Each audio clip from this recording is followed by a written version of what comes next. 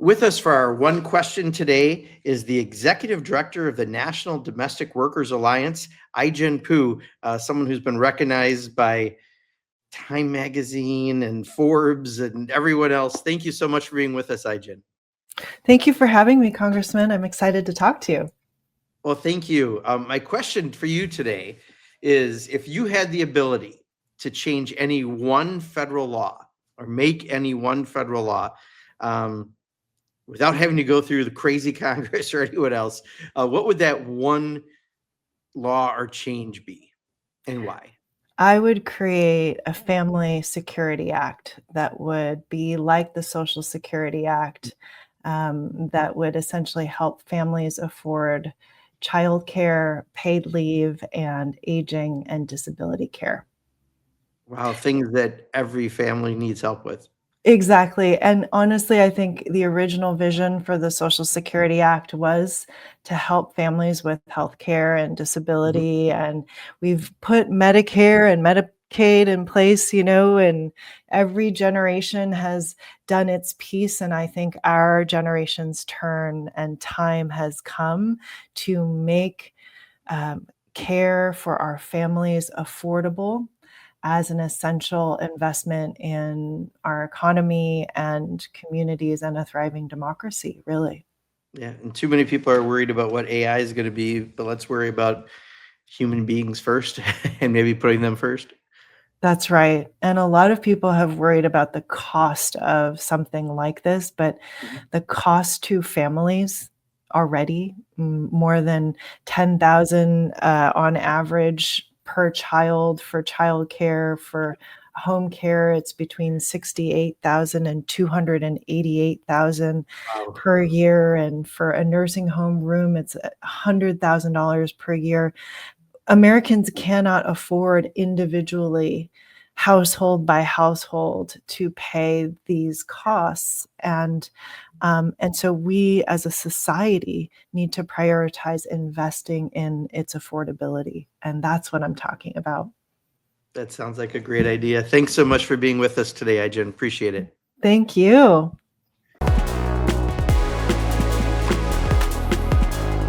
One of the areas that I've seen the greatest change with the MAGA movement and the Trump administration has been on the attack on LGBTQI plus rights. As the former lead chair of the Equality Caucus and a married, openly gay man, I see the attacks up close and personal. And it's odd in many ways because it doesn't necessarily follow where the American people are at, but instead a segment of the MAGA movement that prioritizes discrimination based on sexual orientation and gender identity. The American people aren't clamoring for the government to take away the rights for people, but GOP politicians are trying anyway in an effort to appease a tiny portion of their base.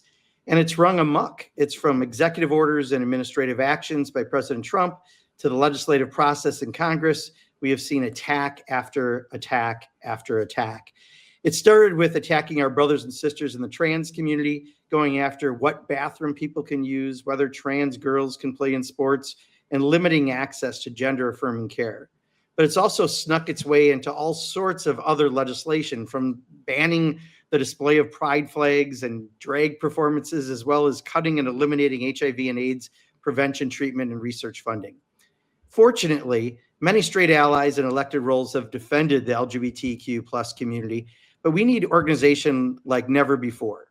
And fortunately, we have that with many groups that advocate for equality. And on top of that list is the Human Rights Campaign, the most prominent organization fighting for equality and led by a fighter of national recognition. That fighter, well, the president of the Human Rights Campaign since 2022 has been a national equality leader, Kelley Robinson.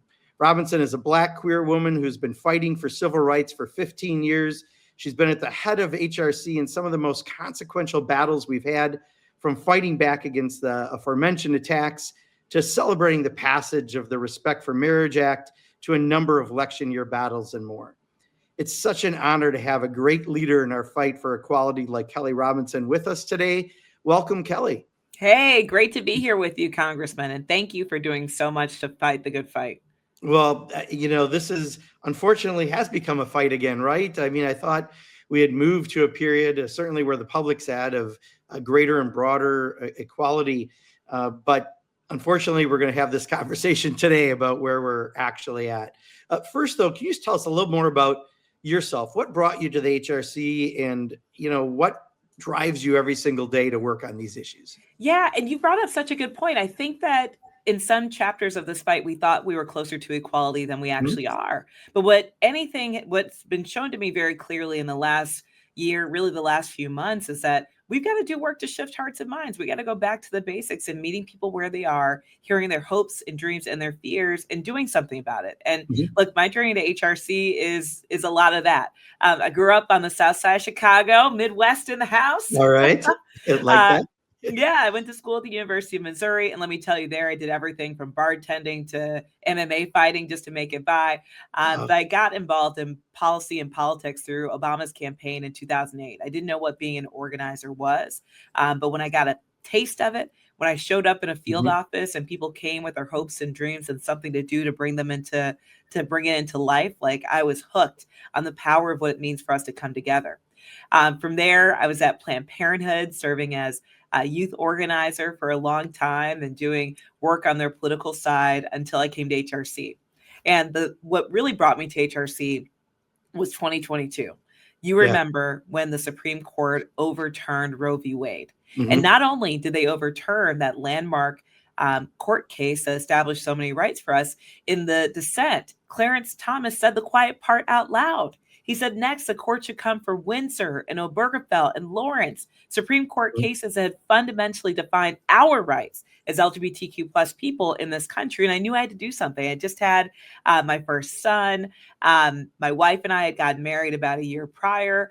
I was called to this movement work at an important time. And I think the urgency of the moment that we're in still sticks with me, because I think there's an opportunity to continue to advance equality, and really not just to kind of look at it on the surface, but to dig deep and uproot some of those isms and biases that still are too entrenched in the hearts and minds of too many people in this nation. So for anyone who may live under a rock or a MAGA stronghold, tell us what HRC is in your own words. Yeah, well, we are the largest LGBTQ plus civil rights organization in the country. Even if you don't know the Human Rights Campaign, you may have seen our blue and yellow equal sign across the country. And in so many ways, it's been a beacon of hope for so many people. I mean, our work spans from doing work for the last 2 decades in workplaces to make those safe spaces and affirming spaces for people who are LGBT.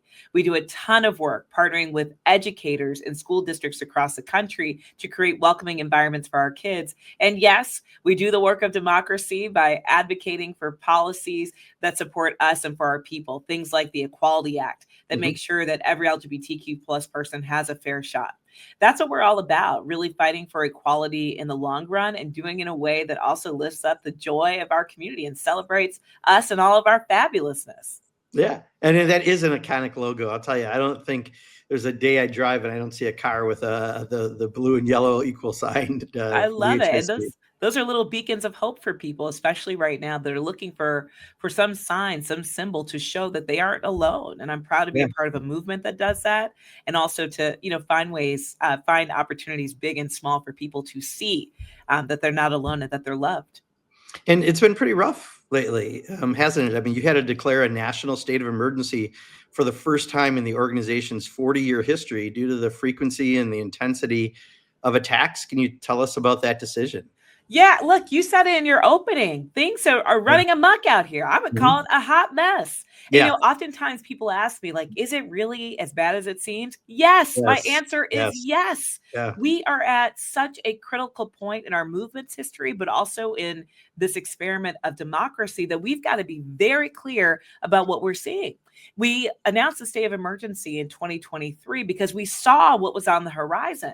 I mean, even if you look back 2 years ago in 2023, 2 years before Trump returns to office, we already see the rising attacks. More than 500 anti-LGBTQ plus bills were introduced across the country, 80 becoming law. And on top of that, we also saw other indicators of crisis. You saw the FBI put out data and statistics that showed that 1 in 5 of every hate crime was motivated by anti-LGBTQ plus bias. We were hearing the stories from our community about what was happening, and we needed to name it. We needed to call it what it was, a state of emergency. And I think that has really inspired people to be clear about the crisis and also to take action. Let's break out some of these attacks, because I think it's important for people to see the totality of what we're experiencing. First, I think the most virulent attacks have been against the trans community. We've seen them, as you said, in every state legislature and certainly in Congress and in federal policy. Tell us a bit about these attacks and why the fight back is so important. Look, the attacks are coming on every part of public life. I mean, you see bathroom bans trying to restrict where people can go to the restroom popping up again, things that we saw in the early 2000s and honestly that are reminiscent to the Jim Crow era in America, right? You see attacks on parents' ability to make decisions that are best for their families and their kids regarding healthcare. I mean, the attacks on gender affirming care aren't just about our trans community or our trans youth. It's about who gets to make decisions about your body and your healthcare. And between you and me, I don't want it to be Congress. I want it to be about me and my doctor and making those choices for my family. That's what it should be. So when we think about the attacks that are playing out, yes, they are horrific. Yes, they are broad, but we also have to understand what they're really about. The American Principles Project and other very conservative extremist organizations, after they saw they were losing on marriage equality, they literally said they got in a room, they threw issues at a wall and wanted to see what stuck. This was never about our families. It was never about our kids. It has always been a politically motivated attack on a small group of people in our country.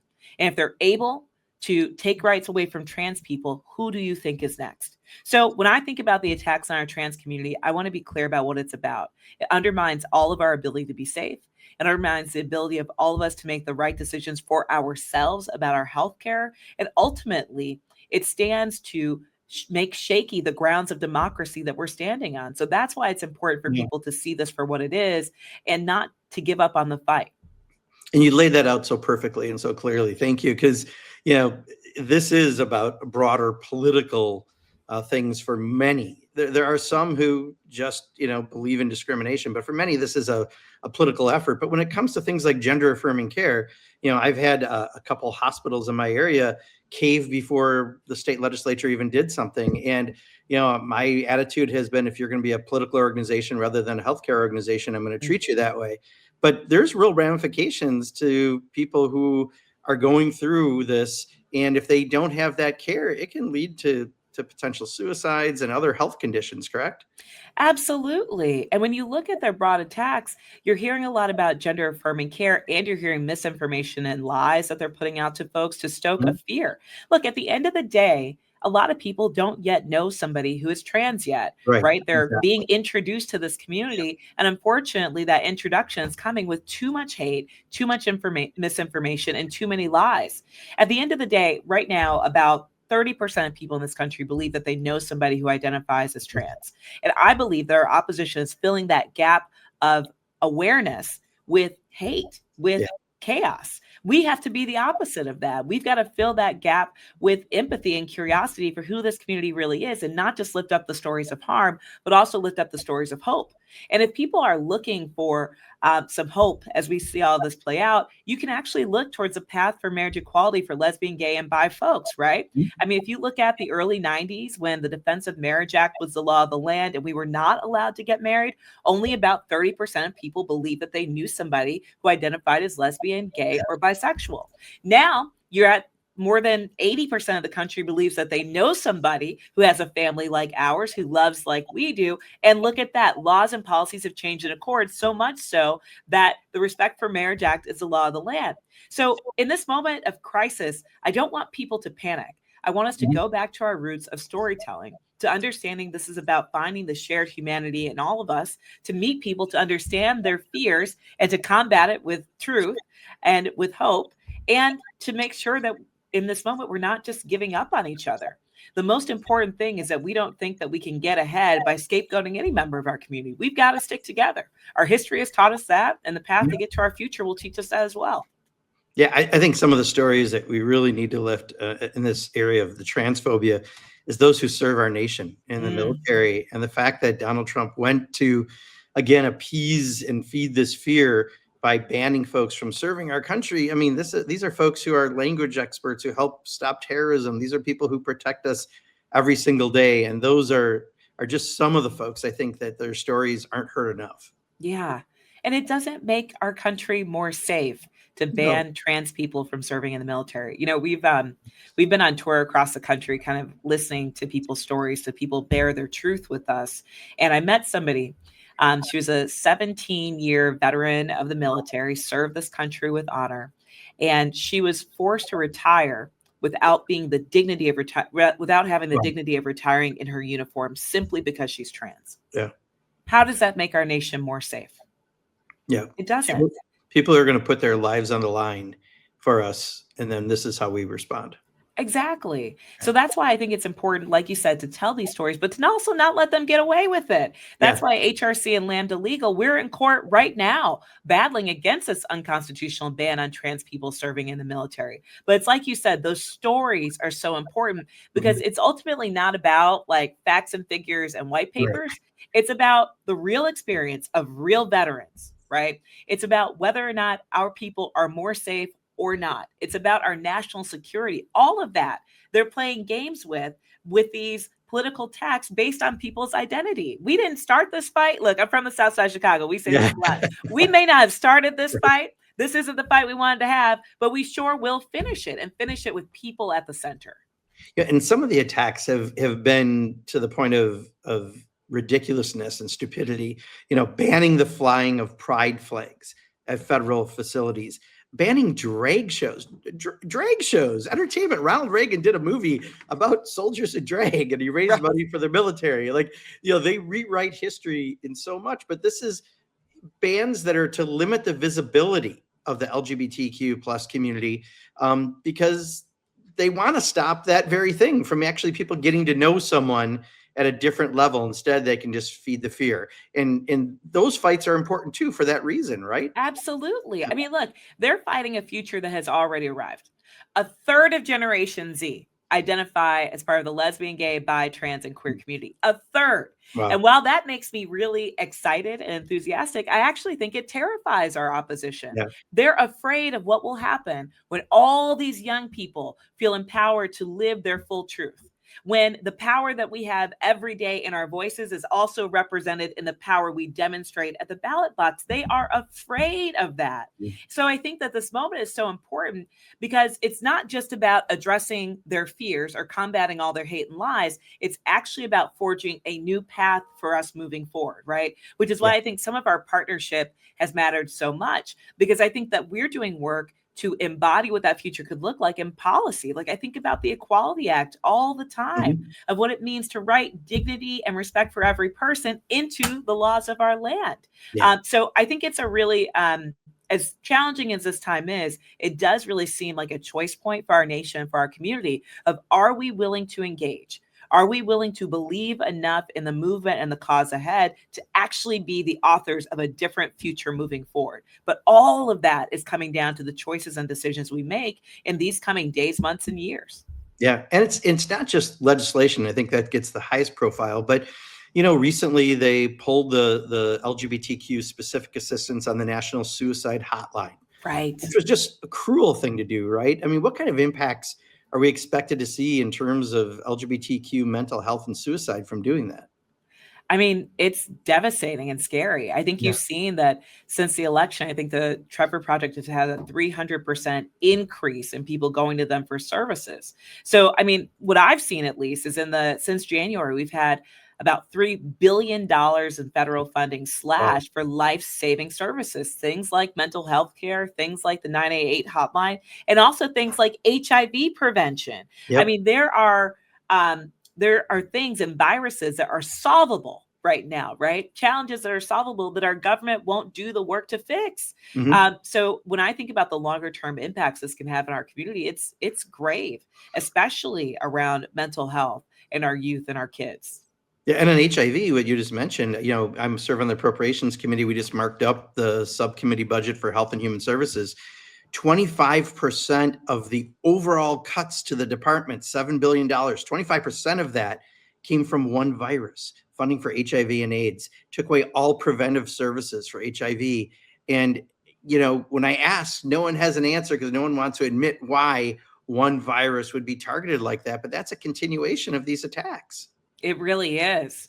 And, our kids are at risk. They're the ones who are going to suffer. There's a lot of studies now about Gen Z and how, they're delaying sexual activity. However, when they do start to have sexual activity, they have less information about it, right? They have less information about STIs, about HIV, about prevention. That is devastating. We owe our kids better than that, right? It's our job as leaders, as grown-ups, as the adults in the room to prepare our children for life. And these funding cuts are undermining our ability to do that. And I think about it from the governmental level of all the services that folks should have and won't have. But I also think about it from the individual level. Like, we are taking away the ability of parents and trusted adults to make sure that our kids have what they need to survive and to thrive. Whether you look at the mental health cuts or cuts to education and services, all of this is kind of playing out in ways that impact our families around our kitchen tables. Well, and the attacks on diversity, equity, and inclusion, while much broader than just the LGBTQ plus community, I mean, attacks on so many different, targeted populations or at-risk populations. But because of that, we've seen, I would call spineless corporations scale back their funding of some of the DEI efforts in advance of these attacks, and even scaling back funding for organizations like HRC, right? When they're looking at diversity, equity, inclusion, suddenly they're trying to not be so out about protecting everyone in their workplaces. Can you talk about that briefly? Yeah, and I do want to talk about, diversity, equity, inclusion overall, because look, like I said, I grew up on the south side of Chicago. As a Black kid growing up. One of the first lessons I remember from my parents, them teaching me, is that you're going to have to work twice as hard to get half as far. So the whole hypothesis that they're putting out that somehow merit cannot equate to people of diverse identities being in different positions and leading. What? We were taught the whole time that in order just to get a seat at the table, we're going to have to work extra hard. We're going to have to outperform every other person around the room. So I know that we come from a legacy of people that work hard, that care about this country, that care about the businesses that we work for, and are willing to put in the work. So I, just as a person, I think I just get personally agitated about all that. Yeah. And then what we see happening in corporate America, I think are two things at once. First, corporations know the value of equity and inclusion in their workplaces. They know it. The business case is clear. There's data piece upon data piece about how when companies have a more diverse workforce and when they prioritize inclusion, meaning that everybody gets the same shot at their company, that they have greater profits, right? That they actually have better business performance, higher rates of retention for their top staff. All of that stuff is true. So we're no longer debating the business case. What we are doing is having a political conversation that DEI has been weaponized in the workplace and using that to undermine the real commitments our folks have had. So what we're doing is kind of calling the truth what it is. It's true that we've seen a 40% backslide in corporate sponsorships for things like Pride. And doubling down on the storytelling and the business case to make clear that any of those decisions are not actually about the work at hand, of making sure companies' bottom lines are performing as best they can, and making sure that each business has the highest level of staff that they can possibly get. Because we still know that the LGBTQ plus community, we've got about $1.4 trillion of buying power. We still know that when companies have inclusive practices that they ultimately perform better. So we're not kind of leaning into the scarcity model. We're leaning into our community's strength right now and making clear how powerful we are to these businesses and how essential we are to every sector of the economy.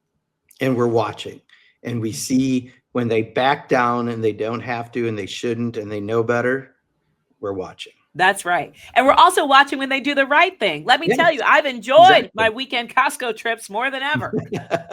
Yes. No, but it's so true. I know people care about that. So, I've just seen some groups out there looking for ways to pink wash, right? They're backing away, and just want people to know that. One last thing in the, I guess, negative category, and we're going to pivot to more positive things, I promise. But this got very little exposure, and it's really bothered me a lot. Rand Paul, supposedly a libertarian, which means let people live their lives and government shouldn't interfere, recently made a comment about an openly gay man who worked at Health and Human Services who left because of Secretary Kennedy. He didn't agree with his policies.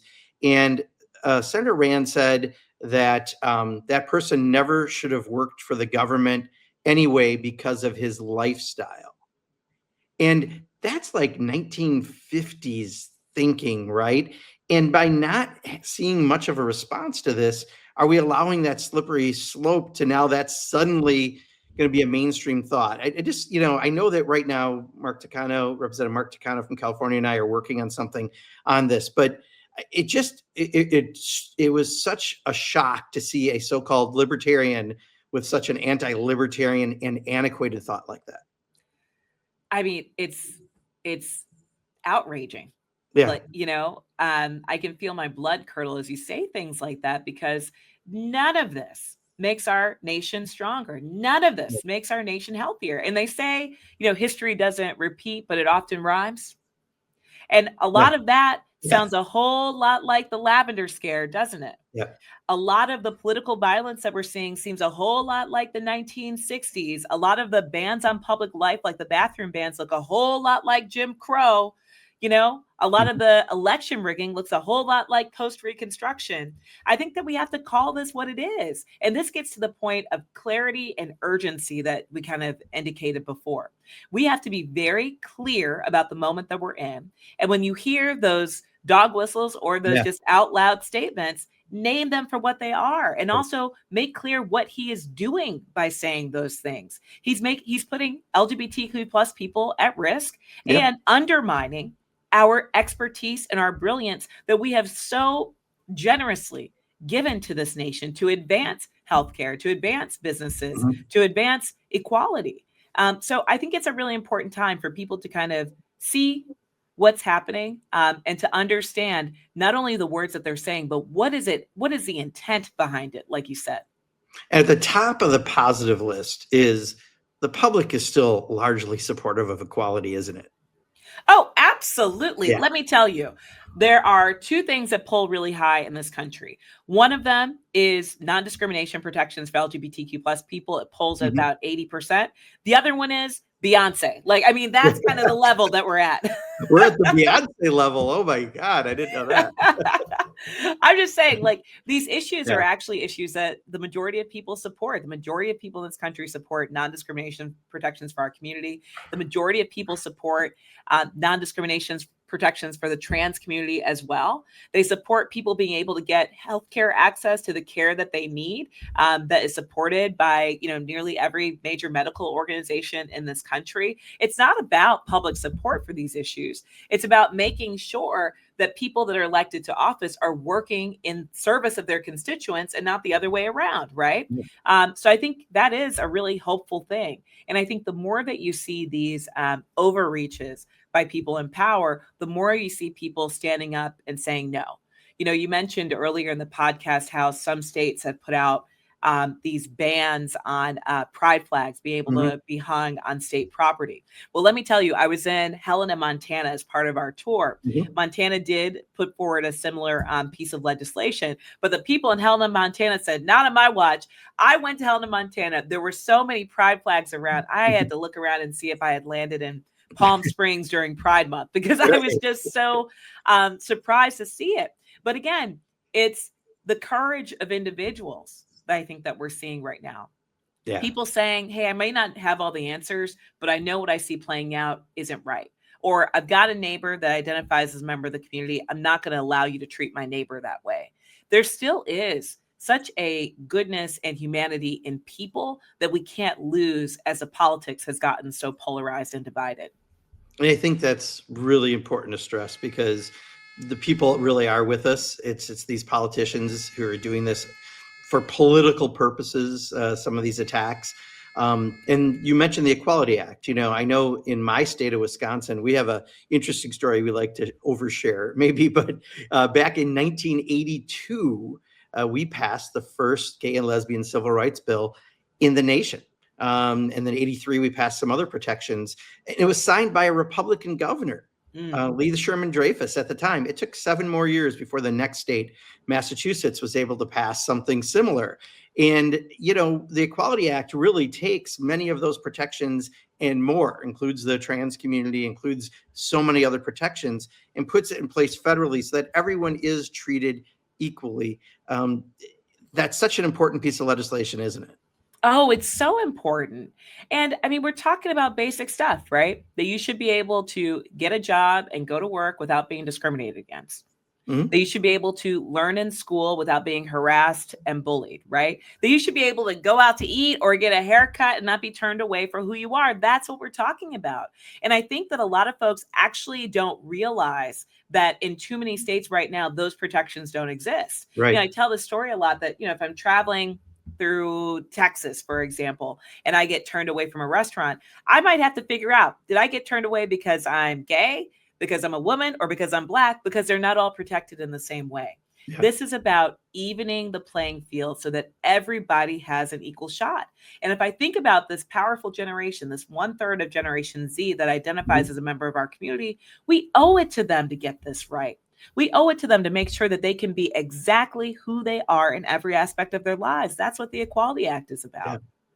No, and it's, it will get passed. It's not a question of if, it's that's right. Of when, right? And that, I think, is important for people. Is there anything else that we can express for folks to see the positive light at the end of the tunnel? Because we are in the middle of the tunnel right now.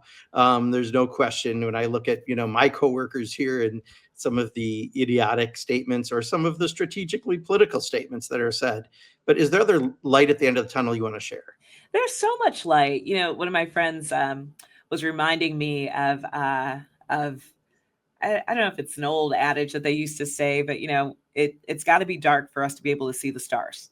Yeah. And there are a lot of hopeful stars that are shining bright right now. And I travel the country and I hear these stories every day, the stories of, parents that are working in school districts to create safe spaces for their kids. I hear stories of churches that are creating safe and affirming spaces so that folks don't feel alone. I hear stories of people that, while the CDC is failing us, they're getting out information about breakthrough, life-saving and life-changing HIV breakthroughs like long-acting ingestibles that can change somebody's life. Like, we are doing the work.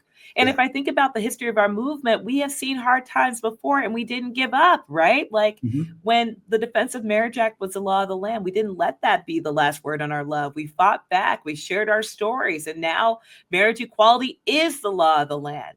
If I think about, the HIV and AIDS epidemic in the 80s, we lost a generation of gay men, but we didn't let that be the last word. We came up with radical systems of care. We held predatory insurance companies accountable. And now we're within reach of ending the epidemic in our lifetime if we do the work. We've seen dark days before. Yeah. So the question isn't whether or not we'll get to the other side. It's what are people willing to do right now to be a part of the solution, the change. And that, honestly, is a responsibility that I feel like you and I and so many people I know are holding with honor right now. We can do it. We just have to do the work.